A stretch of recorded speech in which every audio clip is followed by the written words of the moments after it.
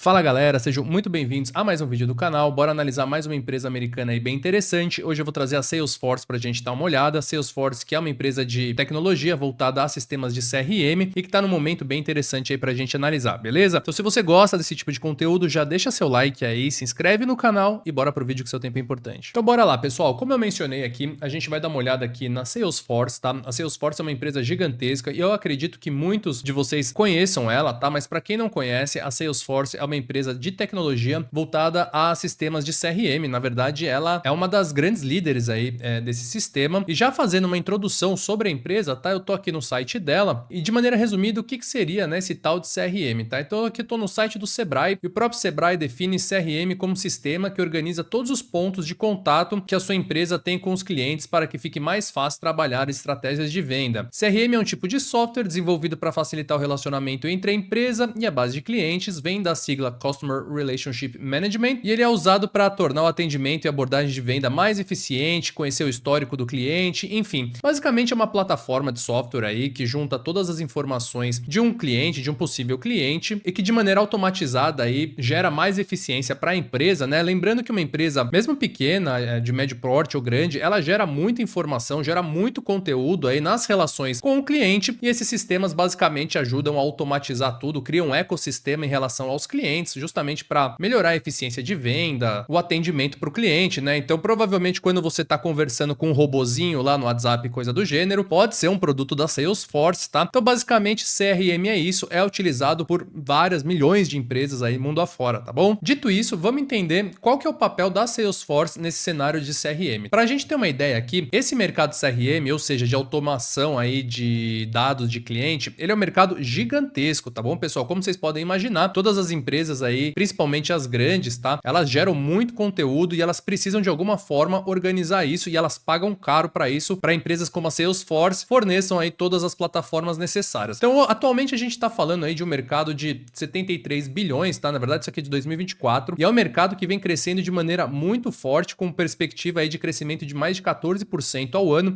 Eu verifiquei várias fontes, não é muito preciso no sentido do crescimento, já que se tratam de várias plataformas, alguns dados incluem algumas outras plataformas, outras são mais simplistas, mas em geral é um mercado aí que vai crescer tranquilamente de 10 a 15% ao ano, ou seja, a gente está falando de um mercado que ainda tem muito espaço de crescimento, tá bom? E dito isso, onde que entra a Salesforce nesse mercado gigantesco? Pessoal, a Salesforce detém nada mais, nada menos do que 21% de market share do CRM, tá? E isso é muita coisa. Ela é seguida aqui pela Microsoft com 5,9%, depois Oracle, SAP, Adobe, são empresas gigantescas também. A diferença é que essas outras empresas não têm como main business o CRM, né? Diferente da Salesforce, que só faz isso, inclusive o ticker na bolsa da Salesforce é CRM, ela respira esse negócio aqui, detém 21% do market share, é uma das pioneiras aí estando atuando desde o começo dos anos 2000, ou seja, a gente tá falando aí de um mercado muito promissor, tá? Que ainda tem um crescimento bem interessante e uma empresa que tem um diferencial competitivo gigantesco, detentora de 1/5 do mercado global desse setor, beleza? Então bora dar uma olhada aqui na DRE, que é o que interessa, tá? E a gente vê números muito interessantes. A gente tem o histórico aqui a partir de 2005, lembrando que ela é uma empresa de 99, né? Então ela já tem até que uma certa idade aí, 26 anos, é uma empresa de tecnologia, mas já tá há mais de 2 décadas aí implementando o seu sistema.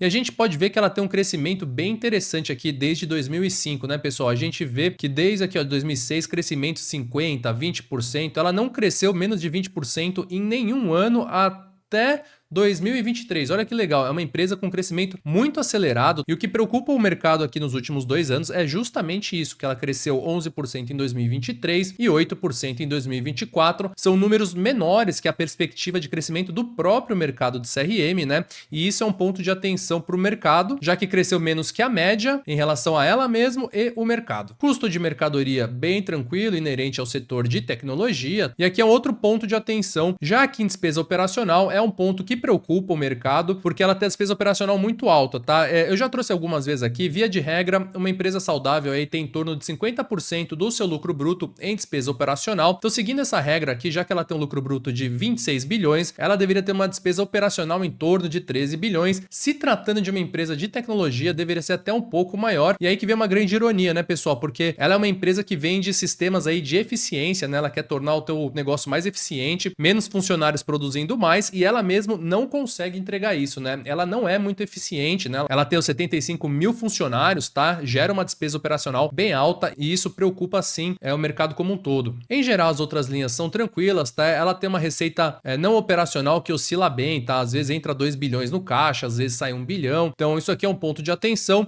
e isso faz com que o lucro líquido dela seja bem estável, tá? E esse aqui é um outro ponto que preocupa, né? A gente vê que ela já tinha lucro a partir de 2005, né? 20 milhões, aí chegou em 2009 com 80 milhões e aconteceu algo curioso aqui, ó. A partir de 2011 até 2015, ela teve prejuízo no lucro líquido todos os anos, né? Justamente por conta do que a gente falou, né? Um pouco de falta de eficiência e tal. E isso é algo que eles vêm melhorando no decorrer do tempo. Então a gente pode ver que os anos seguintes foram de lucro e a partir aqui de 2023 ela entregou 4 bilhões e teve ano passado o melhor ano da sua história, entregando 6 bilhões, né? Então aos poucos ela vem melhorando essa questão de eficiência. A gente pode ver que o lucro líquido aqui não reflete a receita em termos de eficiência. Então isso é algo que a empresa vem buscando e eu acredito que se ela conseguir manter esses padrões aqui, ela pode decolar sim. Outros números interessantes aqui é o patrimônio líquido, que para mim é o grande mérito aqui da empresa. A gente vê um crescimento bem bacana ano após ano. Aqui ela entregava em torno de 10 bilhões em 2017, já está entregando 61 bilhões em 2024, um crescimento muito interessante. Dívida líquida também é um grande mérito da empresa, sempre muito bem controlada. Nesse momento está com menos 1,9 bilhões, então, ou seja, muito saudável. Em relação ao fluxo de caixa, a gente vê também um crescimento muito interessante aqui, 2 dígitos todos os anos, já está entregando aqui os melhores anos da sua história com 12,4, muito bacana. E outro ponto interessante também é a emissão e retirada de ações, tá? Por política da empresa, ela estava emitindo ações até 2021. A partir daí ela entrou com essa política de recompra de ações bem intensa aqui. Ano passado ela recomprou 6,3 bilhões. Ela pode entender aí que os papéis dela estão desvalorizados, então é uma política interessante aí para quem gosta de investir a médio e longo prazo, beleza? Dando uma olhada aqui na previsão para os próximos anos, a gente pode ver que são números interessantes, né? Ela entregou aqui 38 bilhões em 2024 e ela tem aí projetado um crescimento de em torno de 10% ao ano. É um crescimento bacana, lembrando que, como eu disse, o crescimento do setor é em torno de 10 a 15%, né? Então ela está prevendo aqui um crescimento parecido com o do setor aqui, o que não é ruim, tá? Poderia ser melhor, mas mesmo assim é um crescimento interessante aí para uma empresa que já é bem estabilizada, tá bom? E para a gente finalizar em relação aos números, vamos dar uma olhada no valuation e na eficiência da empresa. E eu estou no anual e a gente vê que ela é negociada a um PL alto, tá? 42, e é um PL bem estável aqui. A gente pode ver, vamos puxar desde 2005, ela era negociada a 170 e foi para 10 mil, justamente porque a gente viu o lucro líquido dela oscilar demais, tá? Quando o lucro líquido oscila muito entre tipo negativo, positivo, 0, bilhões, o PL acaba ficando esquisito. O dela é basicamente isso aqui, mas a gente enxerga que 42 em relação ao setor é um número bacana, tá? Em relação ao histórico dos últimos 2 anos dela, que foram 67 aqui, 53, ela tá um pouco abaixo da média, então é um sinal bacana aqui. Valor da empresa em relação ao EBITDA 19 é um valor inferior à média histórica dela. A gente pode ver que em nenhum momento ela negociou abaixo de 20, ou seja, é bacana. E para mim o grande ponto forte aqui em relação ao valuation é o preço sobre o fluxo de caixa. A gente viu que ela tem um fluxo de caixa muito interessante. Hoje ela está sendo negociada a 19,5 e esse valor é o menor da história aqui, só perde para 2008, onde ela tinha 14,5, mas em geral 19 é um valor bem interessante aqui. Recentemente ela foi negociada a 27, 25, né, até 37 aqui. Ou seja, esse fator aqui do preço sobre o fluxo de caixa tá bem interessante, em geral tá um valuation bom. Já em relação à eficiência da empresa aqui, a gente vê que ela tem uma margem bruta interessante, tá em torno de 70%, que como eu mencionei é inerente ao setor de tecnologia, porém ela só entrega aqui em torno de 15% de margem líquida, lembrando que ela entregava menos, tá pessoal? A gente pode olhar nos outros anos, ela entregava 8, 3, 2, alguns anos que ela teve negativo, tá? Chegou a entregar 19 aqui e é o que eu comentei, ela precisa demonstrar um pouco mais de eficiência aí nos seus negócios. Uma empresa de tecnologia que entrega 70% de margem bruta, seria interessante ver uma margem líquida um pouco melhor, tá? Em torno de pelo menos 15 a 20 ou pelo menos uma certa padronização, né? O mercado pode falar, ó, beleza, você quer entregar 15% de margem líquida? Ok, mas tenta entregar isso todo ano, né? Porque é muito complicado você investir a longo prazo numa empresa que varia tanto, tá? Ela passou vários anos entregando 3, 8, 0, 5, 25%. Então ela precisaria dar uma estabilizada, entregar pelo menos 15, 16% ao ano. Por os próximos anos, isso com certeza ia dar uma ajudada boa aí na empresa. Então, em relação aos números é isso, pessoal. A gente tá vendo uma empresa aí que historicamente tem um crescimento muito forte, teve 2 anos um pouquinho mais complicados, tá? Tem uma certa dificuldade de manter um padrão na sua DRE, mas tem o fluxo de caixa, o balanço patrimonial extremamente saudável, dívida negativa, que é um ponto muito bacana aí para investidores de médio e longo prazo e que tá num valuation interessante, né? Ela tem algumas questões aí a serem resolvidas, principalmente em relação à eficiência, mas em geral são números bem bacanas, tá? Números que me agradam. Dito tudo isso, vamos dar uma olhada aqui no gráfico pra gente finalizar o vídeo e eu estou no semanal, sem as nossas linhas de estudo, tá? E a gente vê aí que é uma empresa de crescimento forte, era esperado que ela teria um crescimento gráfico muito interessante e é isso que a gente vê. Se a gente pegar a partir de 2010 aqui até a máxima histórica dela, a gente vê um crescimento de 2.288%, tá? Um crescimento bem bacana. E aqui eu vou dividir em 2 momentos, pessoal. Vamos dividir até final de 2021, começo de 2022 e até aqui é simplesmente um gráfico perfeito, né, pessoal? A gente vê que tem recuos, mas nenhum recuo passa da média de 200, né? Todas as vezes aqui que o gráfico tocou na média de 200, foi um bom período de compra, que foi a pandemia, tá? Da pandemia a esse topo foi mais de 100%. E aqui no começo de 2022 ele travou, né? Em 2022 a gente vê várias ações que recuaram, né, por conta dos juros lá nos Estados Unidos, porém ela recuou mais do que deveria, né? Se ela seguisse a lógica dela mesmo, ela teria recuado uns 37%, né? Teria parado aqui na média de 200, como ela fez várias vezes, mas ela acabou aqui se enroscando, caiu um pouco mais, começou a ter problema lá de crescimento, né?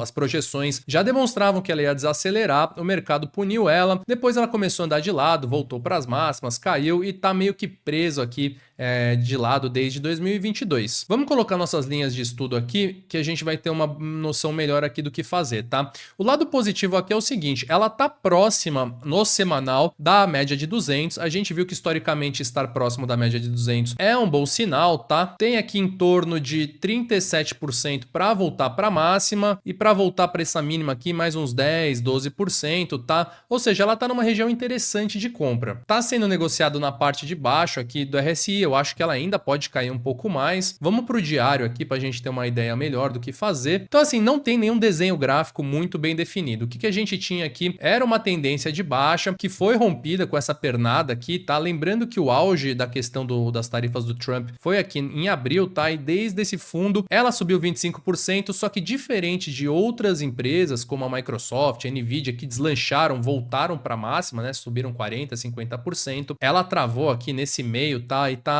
nessa posição aqui meio que sem saber o que fazer. Se ela volta para a máxima ganha uns 30, se ela volta aqui para a mínima e ganha uns 13. Então assim, galera, em termos gráficos, o que eu estou imaginando aqui? A gente tem duas possibilidades. A primeira delas é entender que de fato ela rompeu aqui, está fazendo um pullback e tem possibilidade de subir para essa região aqui, tá? Deixa eu até desenhar aqui, subir um pouco para essa região, quem sabe voltar para as máximas. A segunda possibilidade é que ela esteja numa ainda tendência de baixa, tá? Só que nesse formato aqui. Isso é uma grande possibilidade também. Então, isso aqui seria um problema, entender que ela está formando uma nova tendência de baixo, que ela rompa essa região aqui, né, que ela está construindo e venha buscar novas mínimas, continuar nessa tendência de baixo. Isso seria bem ruim para a empresa. Ela teria espaço aqui para cair, como eu mencionei, né, chegar na média de 200 no semanal, uns 12%, ou até perder um pouco mais, uns 20%, e chegar aqui nessa região, tá? Que eu acho interessante. Deixa eu só tirar essas linhas daqui. Então, basicamente é isso, pessoal. É uma empresa que me interessa, tá? Graficamente,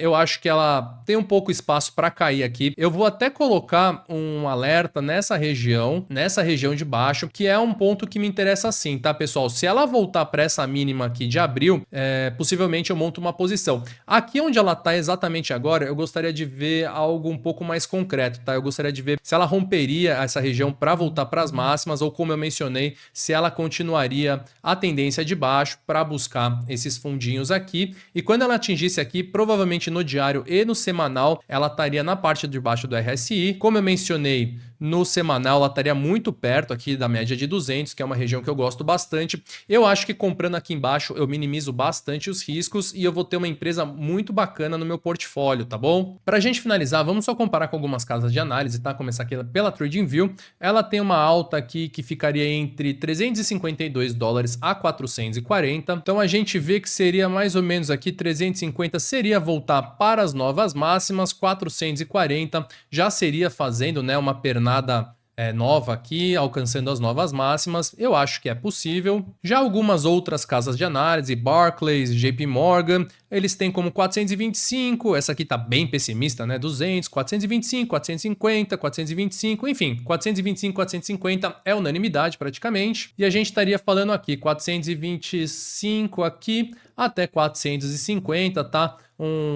De novo, com TradingView também seria uma pernada nova, eu acho bem possível, tá? Como a gente viu, é uma empresa bacana aí e que tá um pouco desvalorizada, sim. Tem alguns problemas técnicos lá, porém a gente tá falando de uma empresa que é líder aí e que tá inserida aí num setor com um crescimento bacana anual, beleza?